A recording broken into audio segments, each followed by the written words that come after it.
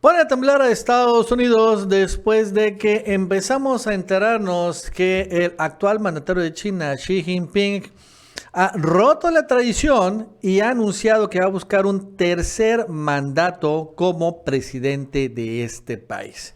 Esto es muy importante porque hasta antes de Xi Jinping, bueno, los anteriores presidentes únicamente tenían dos mandatos y bueno, ahora va a ser el tercero. Y esto es importante porque al final Xi Jinping ha sido el creador y finalmente el impulsor de la actual economía china que ha logrado destacar y que ha logrado superar ya en muchas avenidas a la economía estadounidense. Ha sido la China de Xi Jinping que ha puesto a China, ¿no?, como la principal amenaza para Estados Unidos, según la propia CIA.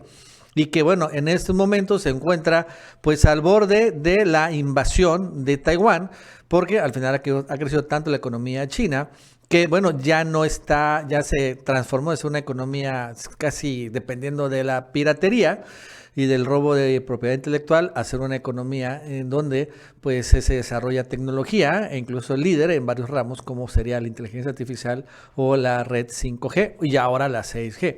También con Xi Jinping se ha logrado modernizar en gran medida la milicia y la armada china y bueno, ya también los chinos tienen misiles no solo nucleares, sino supersónicos y también otro tipo de tecnología muy avanzada, también superando a los estadounidenses.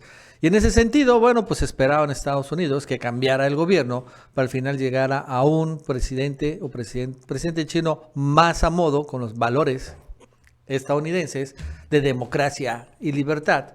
Pero no, va a quedarse Xi Jinping otro periodo más, con lo cual pues se va a consolidar, ¿no? Bueno, esto, y bueno, al final, pues continúa, por así decirlo, ahorita que se está construyendo un nuevo orden mundial, y bueno, ya China se empieza a hacer una importante hegemonía a nivel mundial, que también tiene relaciones con un montón de países asiáticos, africanos y latinoamericanos, y bueno, donde empieza una expansión comercial más que militar, pero como bien decimos, finalmente la principal amenaza para Estados Unidos. Bueno, esto y más nos va a contar Jesús López Almejo. Jesús, ¿qué tal? ¿Cómo estás? Buenas tardes. Hola, ¿qué tal, Nacho? Varias imágenes le han estado dando vuelta al mundo, principalmente al mundo occidental, pues la prensa occidental se regocija de que en el marco del Congreso que designará a Xi Jinping como secretario general del Partido Comunista y como mandatario por tercer periodo consecutivo, con lo que rompe una tradición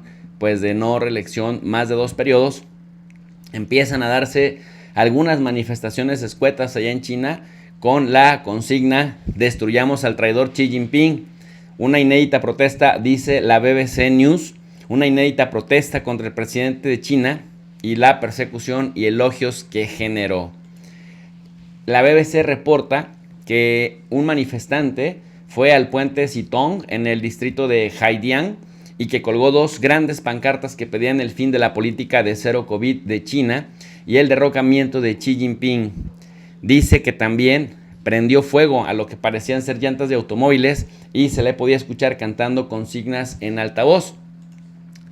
Esta es la imagen que está circulando con las consignas justamente de criticar la política china de cero COVID, el estrés psicológico que está generando entre las sociedades y bueno, pues el tema relacionado con Xi Jinping y la destrucción y la traición que genera prácticamente, dicen, a los chinos en general.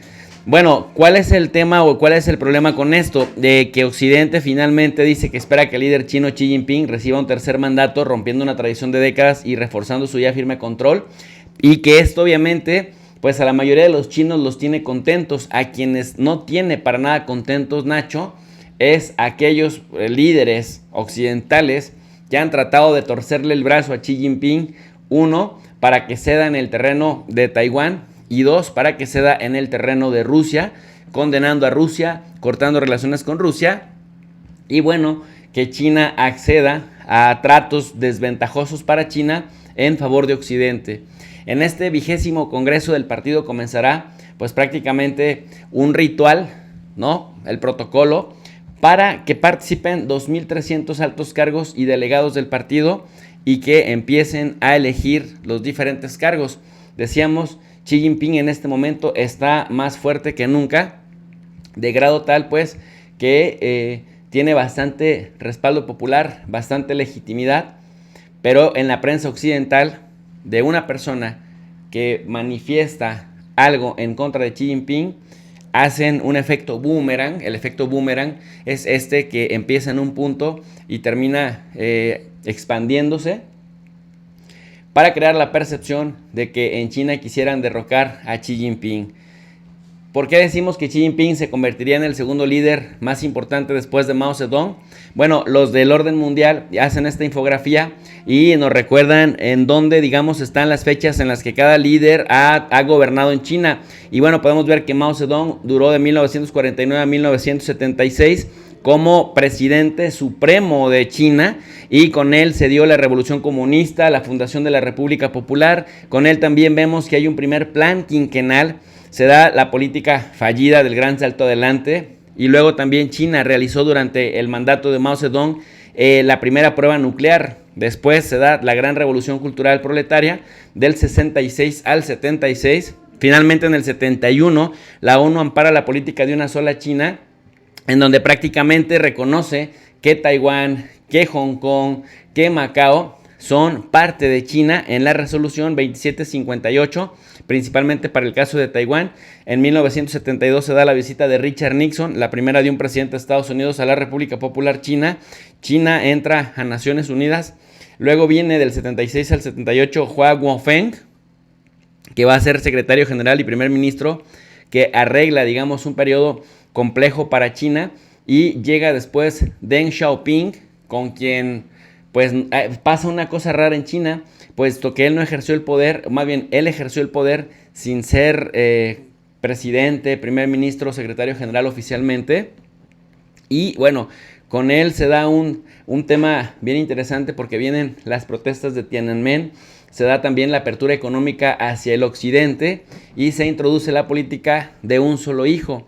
Luego, después viene Jiang Zemin como secretario general de 1993 al año 2002. China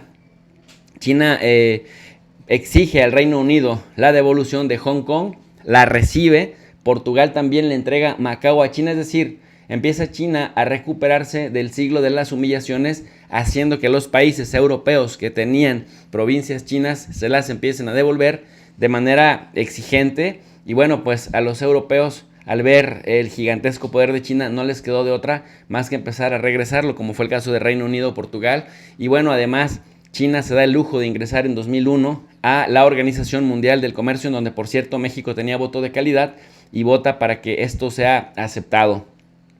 Luego, Hu Jintao, de 2002 a 2012, secretario general.